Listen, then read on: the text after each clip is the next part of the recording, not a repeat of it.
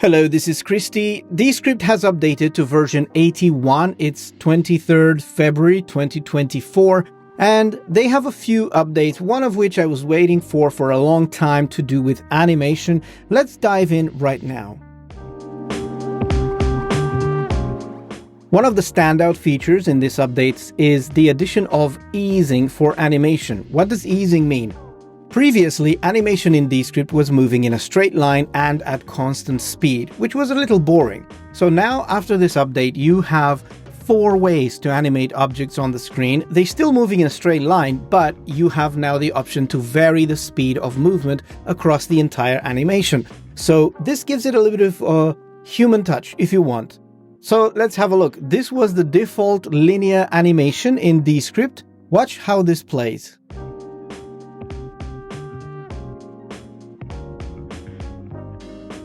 So nothing interesting there, the object's moving from left to right with a constant speed, pretty boring. Now, the ease in and ease out, that is one setting that you can choose. This is the default now, and all animations will move like this. They will speed up at the beginning, and they will slow down at the end. So they start out quite slow, the middle of the animation is going to be the fastest, and then at the end they slow down to arrive at the destination. Watch this.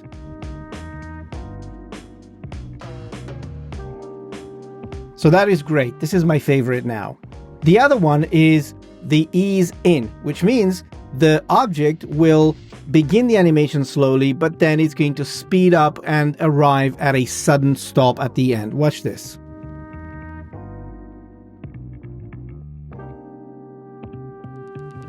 Okay, so that was nice. And now ease out means they start out very fast and then they slow down when they arrive at the destination. Here's the example.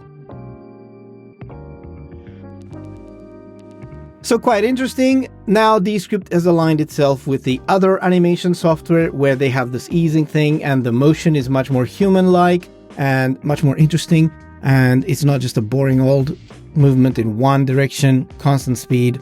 Animation, this is the way you add it. You just go to the object you want to animate. So let me just create a blank new scene in here. I'm just going to copy one of these circles and create a new scene, and let's place this little circle in here. All right, here it is. So if I want to move this object from left to right, for example, I click on this clip selection here with the object that I want to move, and then go to the right-hand side on the sidebar and click animation. You can add an animation or more. You can add more than one animation to an object. And then I usually go with custom, which is what I recommend that you do as well. Custom animation doesn't assume anything about where you want to move your object and where you want to start with it and all that stuff. It's just gonna place the animation there and wait for me to move the object. Sometimes the display jumps to another place, but that's not a problem. So here we go. Keyframe number 1, which is the beginning of the animation, and keyframe number 2 is where the object will end up. So in my second keyframe, I will just move the object to the right-hand side. And as I said before, the animation is going to be by default now ease in and out. Watch this. Starts out slowly and then slows down again at the end. That is how you do it. So the easing is changed here. You go to the animation, you edit, and then you have these keyframes, and then you have animation settings on the right hand side. Click on this button and there you have ease. And when you open this drop down, there are the 4 methods, 4 ways of animating the object. And by the way, I have a Descript video all about animation, and in which I show you how to create lower thirds with animation. That video was done before this addition, so it's only going to show the linear motion, but I'm showing you how animations work and how you can move objects across the screen. Let's move on to the next update for today. So now Descript has a unified cursor. What does this mean? It means that the cursor in the text is now unified with the playhead down in the timeline. What this means is before this update, Descript was having like 2 different cursors. There was one that you were moving around in the text. You see this blue one here. And there was the playhead at the bottom, which you could move independently. But watch this, as I move it, you see the one in the text actually moving with it. And sometimes it was quite annoying because if you have a longer composition and you are zoomed in quite close, it used to be that your playhead would play and go out of the screen, if you didn't have this synchronization between the text and the timeline, then your playhead would keep on moving, and the only thing that you would have to see as to where you were was the text or the cursor in the text. Well, now they are linked together, so no matter which one you move, the other one's going to move with it. Watch this. I'm going to the very beginning, and you see my playhead has jumped. If I go to the playhead down there next to the word show, you see the one in the text has moved also in that position. This is very nice. This is an update, consistency in the UI, and it helps you find your place where you are in a complex composition. That's very useful. The other update is that now you can remove effects a different way. I don't know if I agree with this change, but anyway, there it is. It used to be that if you applied an effect to anything like Studio Sound, docking, all the visual effects, they had a little minus sign next to them, which you could use to remove that effect. Of course, that was in addition to turning the effect on and off. But now this has been moved to inside of the drop down for the options. So for example, here I have the green screen effect. It's not turned on, but it's applied by default for some reason. So if you go to the options, you can have remove effect now in there. 2 clicks instead of 1, which is why I said I don't think I agree with this. But anyway, the interface maybe makes now the sidebar a little more narrow so that you don't have to have those minus signs all over the place. Same applies for Studio Sound, remove effect, and also docking and so on. Look, the remove effect is at the bottom of those drop downs. So if you are looking for it, now that's where it has been moved.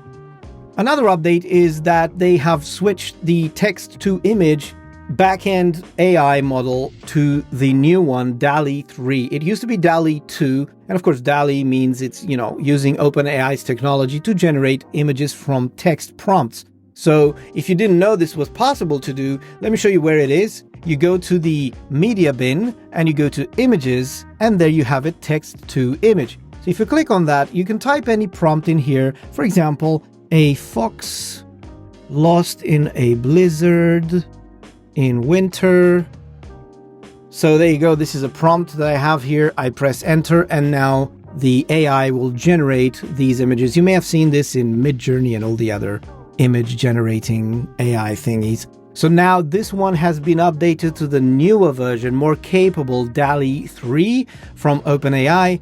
It still takes a while for it to generate, but if you want to buy a subscription to ChatGPT, that's when you can use the DALL-E model in there. But this one is included in Descript for free. So watch these, quite nice images that you can generate, and you can tweak this prompt. You even get like 3 versions of it. If you are not happy with one of them, you can click on this button to create new versions of it or variations based on that one.